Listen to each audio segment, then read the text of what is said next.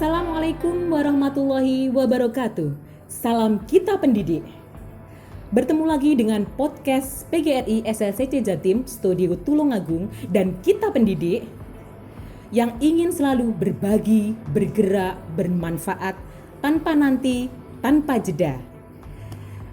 Pandemi ini memaksa kita berubah dalam segala aspek kehidupan.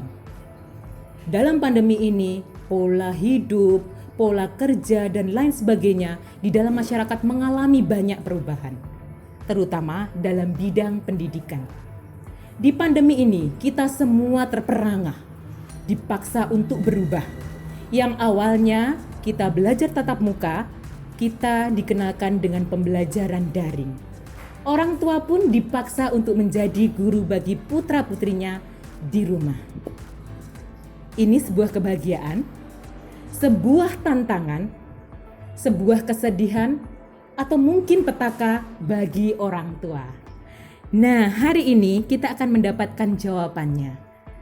Hari ini podcast PGRI SLCC Jatim Studio Tulungagung dan kita pendidik ada seorang tamu yang nanti akan berbagi suka dukanya dalam mendampingi putra-putrinya belajar di rumah. Baik, tidak butuh waktu lama, kita akan berkenalan dengan tamu kita pada pagi hari ini. Selamat pagi Bu Erlita, Assalamualaikum warahmatullahi wabarakatuh. Selamat pagi, Assalamualaikum warahmatullahi wabarakatuh. Iya, Bunda Cantik ini adalah seorang ibu rumah tangga dan juga beliau aktif di komunitas. Beliau juga memiliki usaha di rumahnya. Nah, nanti untuk lebih jauh kita akan mengenal beliau gitu ya. Jadi kesibukan beliau, lalu putra-putri beliau itu saat ini sedang usia berapa gitu ya. Jadi nanti akan ada beberapa pertanyaan yang ingin kami sampaikan kepada beliau sebagai artinya sebagai perwakilan dari masyarakat gitu ya, tentang bagaimana sih apa suka dukanya belajar di rumah dan lain sebagainya. Baik, tidak butuh waktu lama. Ini untuk yang pertama kami ingin perkenalan lah. Jadi Bu Erlita, hari ini kami mohon untuk memperkenalkan diri kepada semua penikmat podcast kita gitu ya. Selamat pagi Bu Erlita. Selamat pagi, Assalamualaikum warahmatullahi wabarakatuh. Nama saya Bu Erlita. Saya punya 3 putra, yang satu mau masuk SMP, yang kedua mau masuk SD, yang ketiga 3,5 tahun. Alhamdulillah, saya di rumah ada usaha toko besi dan toko bangunan. Jadi saya kerjanya hanya di rumah ya, tapi ya alhamdulillah cukup sangat sibuk sekali. Terima kasih. Selain sebagai ibu rumah tangga, adakah kesibukan yang lain? Mungkin panjenengan punya komunitas begitu, Bu. Jadi bagaimana kesibukan panjenengan sehari-hari gitu? Ya.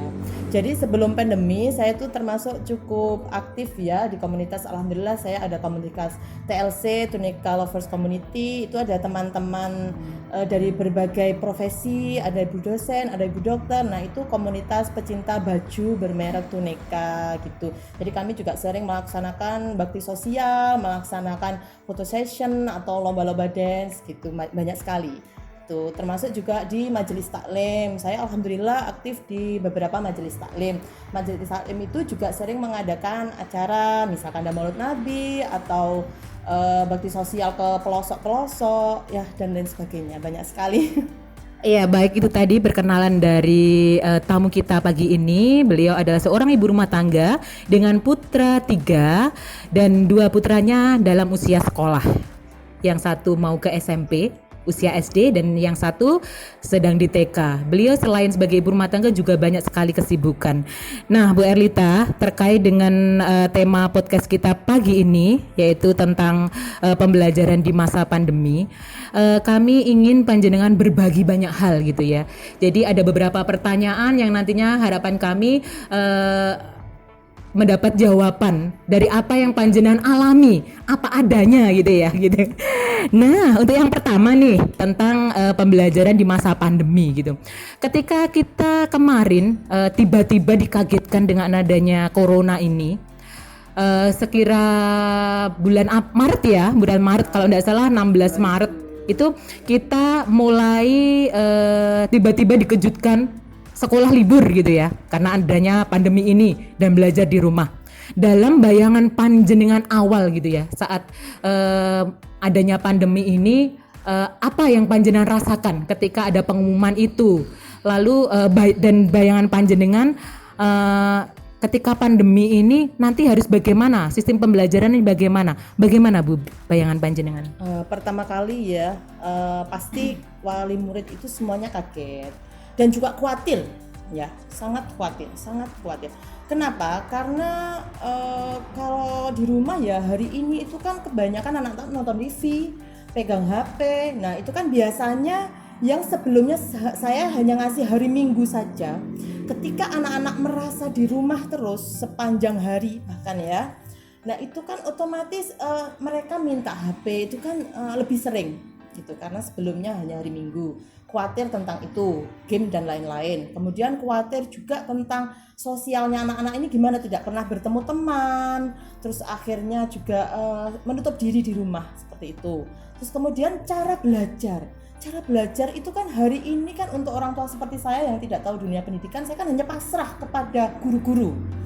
Pasrah semuanya serba guru gitu kan ya di sekolah itu ya. Untuk materi-materi juga saya nggak begitu mengikuti gitu ya, saya sudah fokus di usaha dan kegiatan yang lain. Jadi saya juga sempat khawatir, kira-kira saya bisa nggak membantu anak-anak belajar di rumah yang harus mendampingi 24 jam setiap harinya gitu. Saya khawatir sekali. Iya, artinya ada kekhawatiran terhadap perubahan kebiasaan anak-anak ya, terutama bagaimana nanti sistem pembelajarannya, lalu pola belajar anak-anak nanti yang memang banyak melibatkan memakai gadget ya Bun. Jadi itu pun mempengaruhi ketakutan panjenengan gitu. Begini, dalam pandemi ini kita sudah menjalani 1 tahun lebih gitu. Apa waktu awal pandemi itu panjenengan punya bayangan, wah ternyata kok sampai selama ini gitu. Saya juga nggak menyangka ya, ternyata sampai hampir 1 tahun ini tuh ya. 1 tahun lebih. 1 tahun lebih. Nah gitu. Jadi awal-awal itu sangat terasa berat sekali bagi saya. Saya sampai begini, ya Allah ternyata guru-guru itu luar biasa kesabarannya dengan anak-anak yang semakin pintar menjawab ya. Anak TK itu ya, itu pintar sekali sekarang itu menjawab, ngeyel gitu ya. Ya luar biasa, saya nggak menyangka. Kemudian semakin lama itu saya semakin akhirnya harus berusaha menjadi guru juga. Saya browsing tentang cara mengajari anak bahkan gitu. Jadi saya nggak mau menutup diri di situ aja, nggak mau pasrah ke anak. Saya juga belajar. Akhirnya dipaksa untuk saya mengikuti YouTube kayak Ruang Guru. Saya melihat materi anak-anak sih sebenarnya apa gitu. Jadi saya juga belajar. Orang tua dipaksa sekolah lagi gitu. Gitu ya. Terus selama ini akhirnya ada perubahan. Jadi di awal mungkin saya tegang, khawatir. Akhirnya di tengah-tengah mungkin ya 6 bulan lah ya, itu saya mulai di titik nyaman dalam hal daring. Jadi saya ada jadwal anak-anak jam segini sampai jam segini tuh harus tugas. Terus jam segini saya harus ngecek, ngontrol mereka karena saya kan juga kerja di rumah gitu ya, nggak selalu bisa mendampingi. Jadi saya juga sering komunikasi ke anak, kasih kepercayaan. Misalkan nak, kamu ada fasilitas internet, ada HP, ada laptop, gimana nak kamu? Jadi sering komunikasinya tuh lebih intens gitu. Jadi biar anak-anak tuh lebih maksimal ke apa yang penting buat dia, karena yang tidak penting tuh menurut saya persentasenya jauh lebih besar gitu. Iya. Berarti pandemi ini mengajarkan banyak hal ya. Artinya kita tidak hanya khawatir gitu ya. Jadi ikhtiar untuk membuat bahwa ini adalah akan menjadi kebiasaan yang nyaman itu diperlukan. Dan juga komunikasi dengan anak. Jadi pandemi ini membawa hikmah yang luar biasa bahwa orang tua punya kesempatan lebih banyak untuk bisa berkomunikasi dengan anak, membuka komunikasi yang lebih intens kepada anak-anak. Begitu ya Bu Erlita. Nah, ini yang pertama, bayangan Ibu Erlita sebagai ibu rumah tangga tentang pandemi dan nantinya bagaimana sistem pembelajaran anak-anak sudah terjawab untuk pertanyaan yang pertama.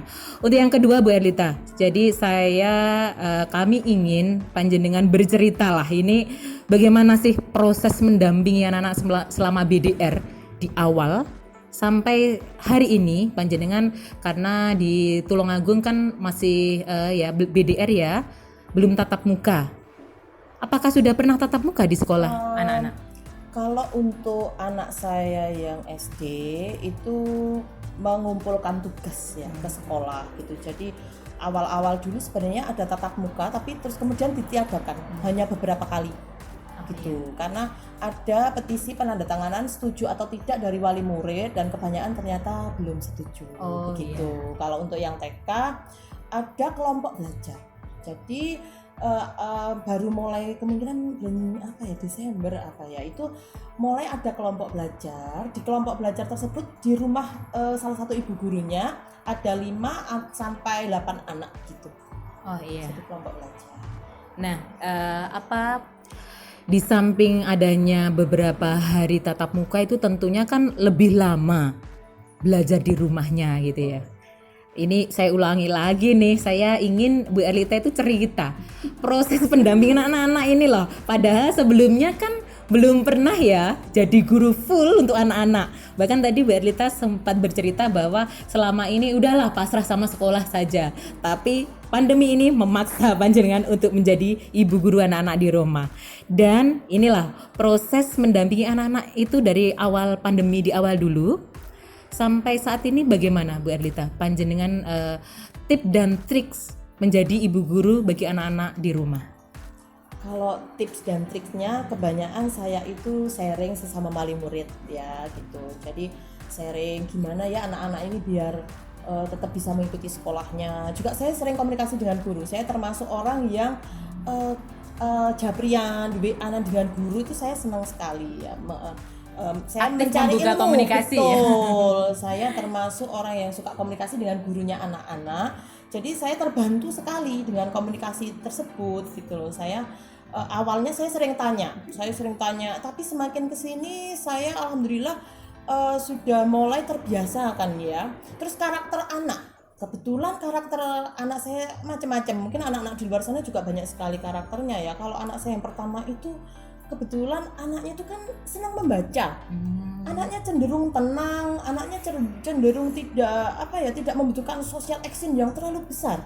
Anaknya itu begitu. Jadi saya agak mudah ya, termasuk orang tua yang nggak terlalu direpotkan dengan anak saya yang pertama.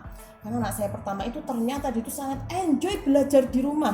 Bahkan semakin lama saya tanya, "Nak, kamu suka enggak dengan keadaan seperti ini?" Saya tanya pendapatnya. Ternyata dari karakter si anak, dia menyampaikan bahwa aku senang kayak gini tuh, homeschooling tuh kayak gini ya ternyata. Gitu ya.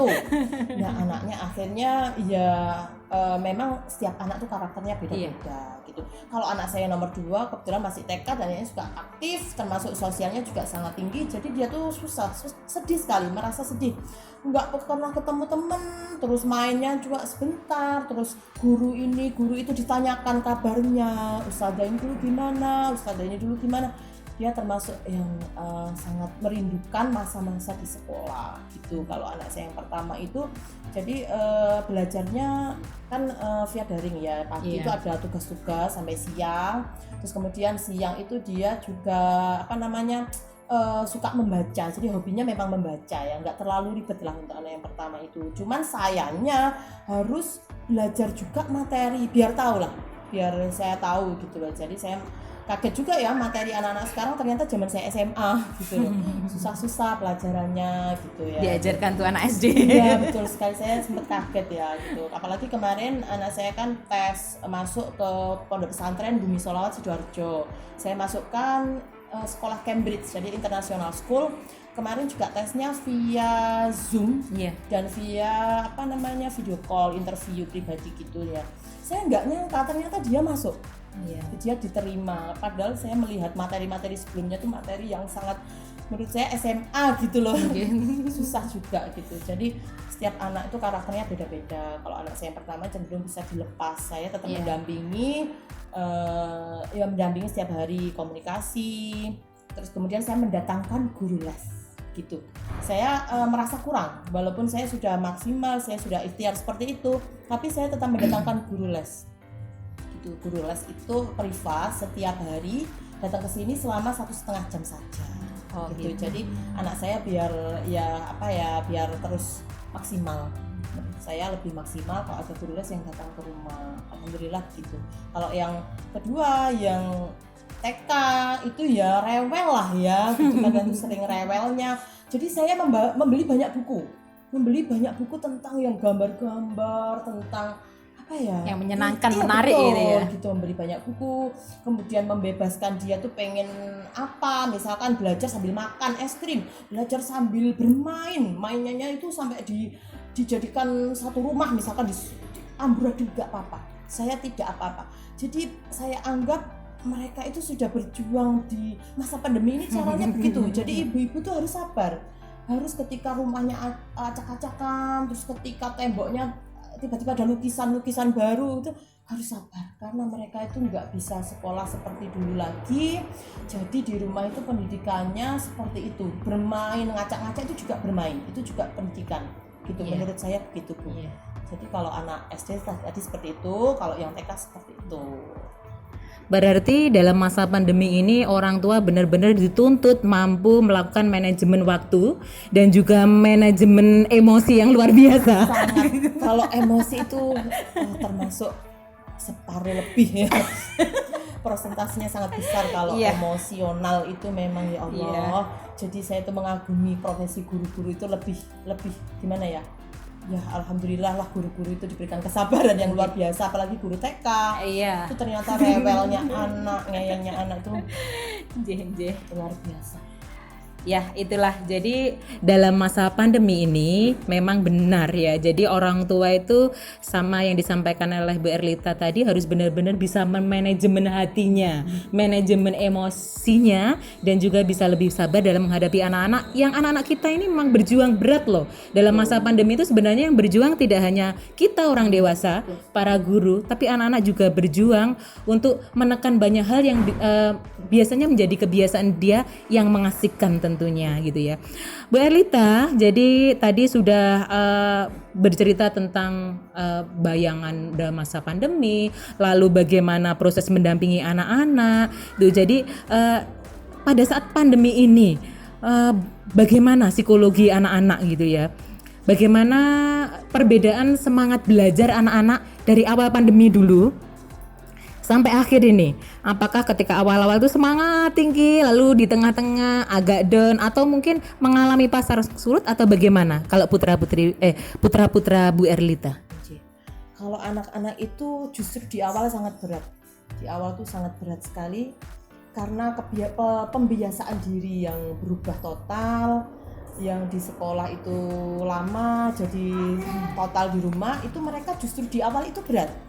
Gitu. Jadi di awal tuh mereka lama-lama itu terbiasa menjadi punya jadwal baru gitu. Jadi orang tua di rumah tuh kalau bisa ada jadwal subuh jam segini, terus jam sholat, jam ngaji, itu tetap harus punya. Orang tua itu jangan apa ya, kayaknya lepas gitu aja di rumah, jangan, tapi tetap ada jadwal buat mereka. Misalkan jam nonton TV, jam main game, atau kalian tuh harus berjemur, olahraga, begitu ada jadwalnya.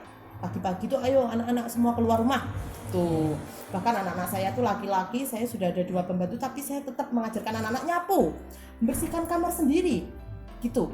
Jadi ayo nak lipet, nggak bisa tetap harus bisa, ayo latihan pelan-pelan. Jadi apa ya, dari hal-hal kecil gitu. Jadi lama-lama sekarang alhamdulillah anak-anak itu terbiasa dengan daring, juga sudah nggak terlalu berat, sayanya juga nggak terlalu repot lagi sekarang. Mereka sudah sangat terbiasa dengan jadwal-jadwal tersebut gitu. Jadi di awal itu ya susahnya karena jadwal baru, masih begot, masih ngeyel, masih adaptasi lah ya, adaptasi dengan perubahan ini. Marah itu luar biasa, anak-anak tuh marah apa ya, mereka juga berjuang ya, lama nggak ke sekolah, biasanya beli sempol, beli tahu crispy gitu, jadi enggak ya, mereka itu kan juga jajanan di rumah itu kan, kalau di rumah gini ya, di rumah tuh jajanan itu kan ditata ya sama orang tua ya, kamu nggak boleh makan ini, nggak boleh makan itu. Ketika di sekolah itu kan tidak, bebas dia memilih yang disukai. Itu juga anak pertama saya itu juga merasa apa ya, jajanan sekolah itu favorit sekali gitu loh, favorit sekali, asik kan, sama abang-abang penjualnya antri-antri, itu ternyata sebuah keasikan ya gitu loh. Pengalaman luar biasa untuk anak-anak. Sama teman-teman main bola itu kan juga sangat dunia yang sangat asik bagi mereka. mereka tuh kasihan sebenarnya. Jadi di rumah ada jadwal baru, kalau bisa tetap ada piknik tipis-tipis ya. Piknik tipis-tipis itu apa? Bagi saya itu memudahkan mereka komunikasi dengan kita. Misalkan diajak ciblon ke sungai atau ke sawah atau ya nggak usah jauh-jauh gitu. Karena pandemi kita nggak bisa ke tempat wisata. Awal-awal dulu anak-anak tuh saya ajak ke hutan, ke sawah belakang, ya sekitar rumah saja, main pasir atau apa, bahkan badannya dilumuri lumpur gitu. Saya orang yang seperti itu. Jadi anak-anak itu benar-benar tetap asik. Jangan sampai anak-anak itu terbebani dengan daring. Jangan sampai anak-anak itu bete berlarut-larut karena daring gitu. Iya, jadi perlu waktu khusus yang anak-anak diajak untuk melakukan kegiatan yang enjoy gitu ya. Betul. Jadi artinya bahwa anak-anak itu justru mengalami kesulitan di awal-awal ya. Jadi ketika mulai adaptasi dengan perubahan itu, tapi lama-lama sudah mulai enjoy, sudah mulai terbiasa. Berarti sama dengan seperti kita ya gitu. Nah, terkait dengan itu ya, Bu Erlita. Jadi menurut pandangan panjenengan terhadap dua putra panjenengan yang di masa sekolah ini gitu ya, apa perbedaan semangat belajar dia ketika dia belajar daring dengan ketika tatap muka di sekolah gitu? Kalau tatap muka di sekolah itu kan ya standar lah ya. Jadi berangkat sekolah itu ya kan seneng banget ketemu teman-teman, dikasih uang saku, itu kan semangat ya anak-anak itu gitu. Kalau pandemi itu anak-anak itu awal-awal tetap nggak semangat, tetap malas, ngerjakan tugas juga masih kayak apa tunda-tunda, Bahkan marah-marah gitu, tadi ya. gitu ya. Tapi menurut saya semakin kesini tuh mereka semangatnya sudah tumbuh. Terus kemudian acara di TV itu kadang saya juga nyimak mereka kan, kamu lihat apa gitu, misalnya jangan lihat itu elek gitu ya. Jadi terus lihat yang acara anak-anak aja, terus lihat acara anak-anak, ternyata semua teman-temanku di seluruh dunia itu ternyata semua belajar di rumah gitu loh. Jadi dia tuh dikasih pandangan kalau dia tuh nggak sendiri. Oh iya. Anak-anak yang lain itu di luar sana di sekolah penjuru dunia itu sedang belajar di rumah gitu. Jadi anak-anak tuh paham. Bahkan yang TK itu juga sudah saya pahamkan. Jadi kamu nggak sendiri. Lihat kak lihat ada ini loh, ada misalkan ada podcast di YouTube gitu ya. Anak ternyata di rumah itu semuanya belajar sama orang tuanya. Jadi harus nurut, jangan bandel kayak gitu. Jadi alhamdulillah kalau semangatnya anak-anak sebelumnya ya semangat sekali ya, sekolah ketemu temen, mau jajan sempol, mau jajan bebas itu, minum apa, beli es krim atau ngapain aja ya sangat semangat. Anak-anak saya termasuk anak yang sangat semangat ke sekolah. Tapi ketika daring ya agak menurun ya, termasuk. Tapi sekarang ini sudah mulai terbiasa seperti tadi ya. Karena terbuka cakrawalanya, kalau di dunia itu memang semuanya mengalami. Terus juga sering dipertontonkan acara-acara yang anak-anak tuh sekolah di rumah. Iya. Tuh. Berarti motivasi dari orang tua ini sangat penting gitu ya. Jadi pendampingan, motivasi kita sebagai orang tua terhadap anak-anak kita dalam menghadapi pembelajaran di masa pandemi ini sangat diperlukan. Baik Bu Erlita, ini saat pandemi ini yang memaksa, mungkin saya sendiri juga memaksa kita semua menjadi guru anak-anak di rumah gitu ya. Apa sih suka dukanya gitu? Banyak sukanya atau mungkin banyak dukanya gitu. Bagaimana Bu Erlita? Kalau menurut saya kalau wali murid itu ya ditanya itu banyak yang menjawab banyak dukanya. Karena harus memanage emosional itu tadi yang luar biasa. Yang luar biasa ya. Jadi kita itu kan, apalagi saya punya pekerjaan sebenarnya di rumah, tetapi kan cukup menyita pikiran ya. Saya usaha di rumah seperti itu, terkadang juga berhubungan dengan orang-orang di luar sana yang nggak selalu mudah gitu ya. Jadi terkadang emosional orang tua ketika ada masalah di pekerjaan itu terbawa. Itu menurut saya duka sekali ya. Karena saya menyesal sebenarnya ketika saya memarahin anak atau intonasinya agak tinggi itu, saya sebenarnya menyesal. Itu kasihan, mereka tuh sudah nggak sekolah, daring berat ya. Terus saya marahi itu ya, itu duka sekali bagi saya itu. Yang sempat beberapa kali mengalami awal-awal tuh agak sulit gitu. Tapi ya alhamdulillah semakin kesini itu ya kerjasama lah ya, anak-anak juga semakin semangat daringnya, tetap belajar, tetap lancar. Terus sayanya juga sudah ada jadwal itu tadi sudah berjalan gitu. Jadi kalau sukanya itu sebenarnya gini ya, mungkin setiap anak beda ya. setiap anak itu karakternya beda. Saya sampaikan tadi kalau karakter anak saya pertama tuh memang suka membaca, kutu buku lah istilahnya, kutu buku. Jadi ternyata dia itu nyaman belajar di rumah. Dia merasa homeschooling, katanya anak-anak artis zaman dulu itu banyak yang homeschooling kayak gini ya ternyata gitu loh. Jadi dia menemukan titik nyaman dan pengalaman baru ya yang gitu loh. Ketika dia nyaman akhirnya saya kan suka, seneng kan gitu. Akhirnya saya nggak jadi beban terlalu berat kan. Oh ternyata kamu suka. Ketika melihat anak-anak berada di zona nyamannya, orang tua itu kan pasti senang gitu ya. Tuh, terus kedua saya bisa mengontrol jajanannya. Itu termasuk sisi sukanya gitu. Dulu anak-anak tuh sering batuk, sering pilek, sering radang, tapi ketika di rumah tuh alhamdulillah sangat sehat.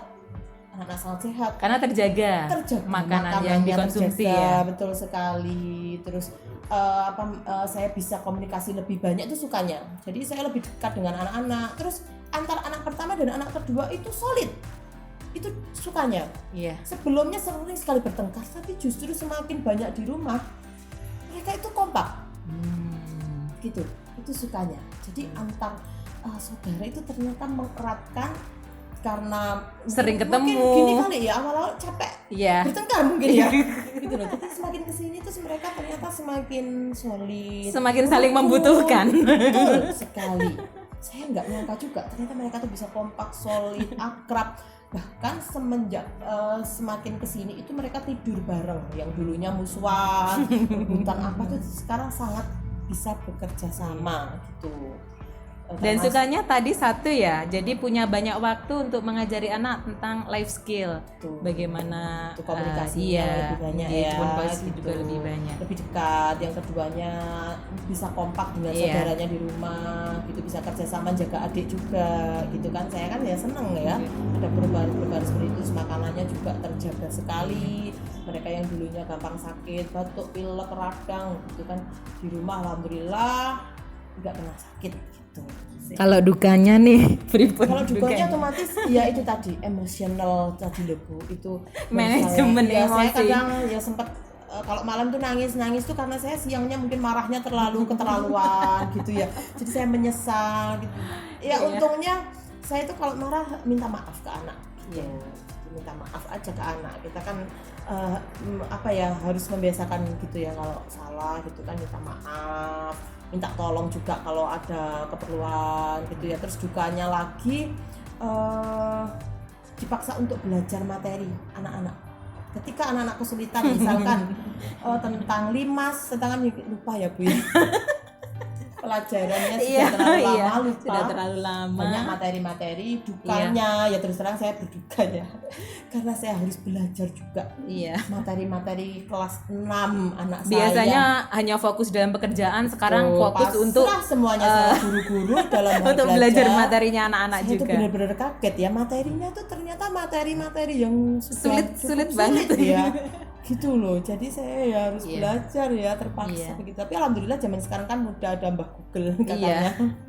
Gitu. Nah, kalau untuk suka dukanya yang tadi katanya Bu Erlita itu sebenarnya dukanya itu lebih banyak gitu. Bisa kita lihat juga ya mungkin di Instagram, di TikTok dan lain-lain, bagaimana dukanya para ibu-ibu ini, terutama ibu-ibu ya yang dekat dengan anak-anak ketika di rumah itu mengajari anak-anak. Jadi harapan kita semoga pandemi ini segera berakhir dan pembelajaran tatap muka ini bisa segera dilaksanakan gitu ya, terutama di Tulungagung tempat kita gitu ya.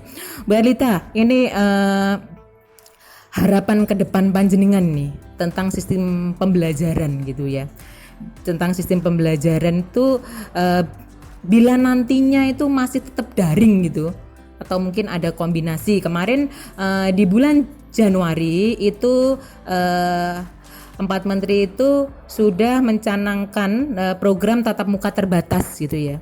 Jadi ada beberapa daerah yang percontohan tatap muka terbatas gitu. Kalau nantinya itu dilaksanakan di Tulungagung, apakah panjenengan siap gitu? Lalu tanggapan panjenengan terhadap itu, lalu apa tuh harapan-harapan ke depan tentang sistem pembelajaran dan pendidikan di Indonesia bagaimana? Kalau pandangan masih belajar daring ya, karena kita sudah berjalan, ya alhamdulillah tetap kita laksanakan saja karena itu kan demi kesehatan sama nggih. Cuman kalau saya ungkapkan ya sebenarnya kurang fasilitas mungkin ya. Kalau di kota-kota besar itu kan Zoom. Gitu ya, Zoom meeting gitu.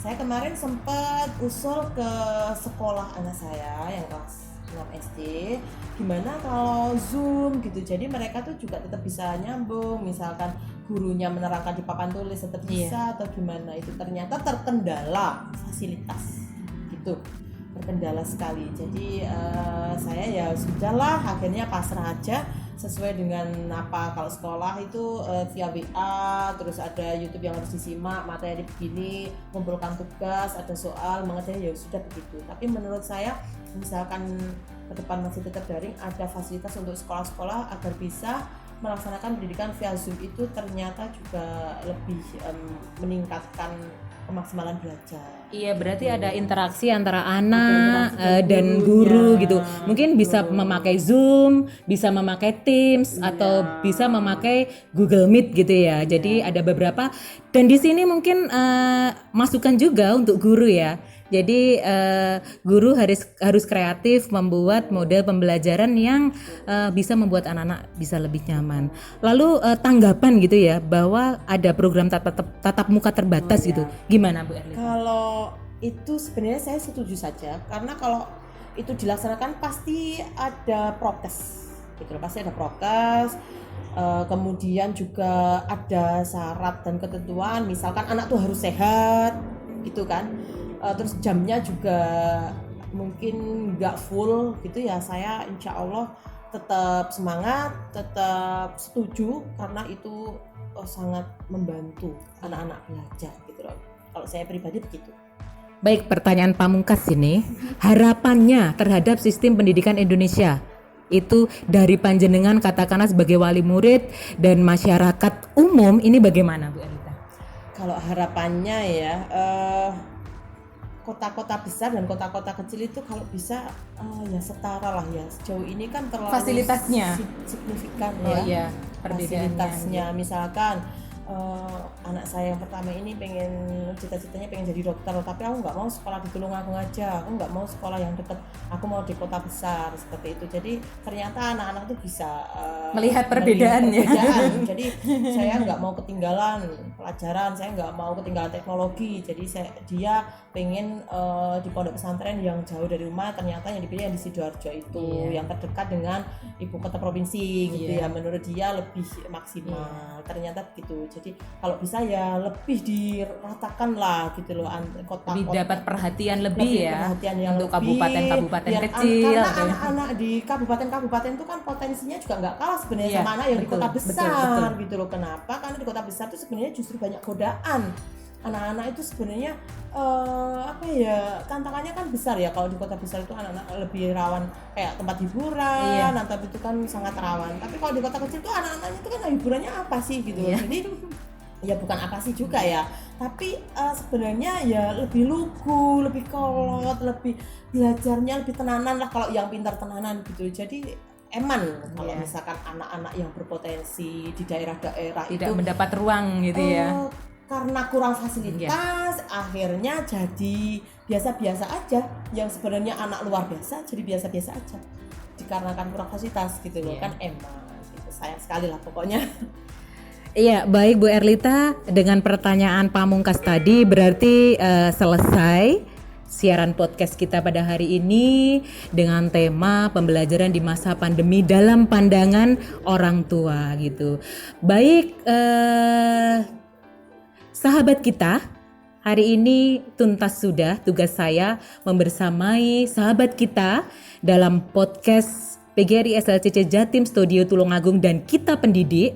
Ini untuk mengulas, untuk mencari tahu gitu ya tentang suka duka pembelajaran di masa pandemi ini. Bersama Kita Pendidik dan tamu kita pagi ini, Bu Erlita. Iya, kami mohon pamit, mohon maaf apabila ada salah dan khilaf kata. Kita Pendidik bergerak bermanfaat tanpa jeda, tanpa nanti.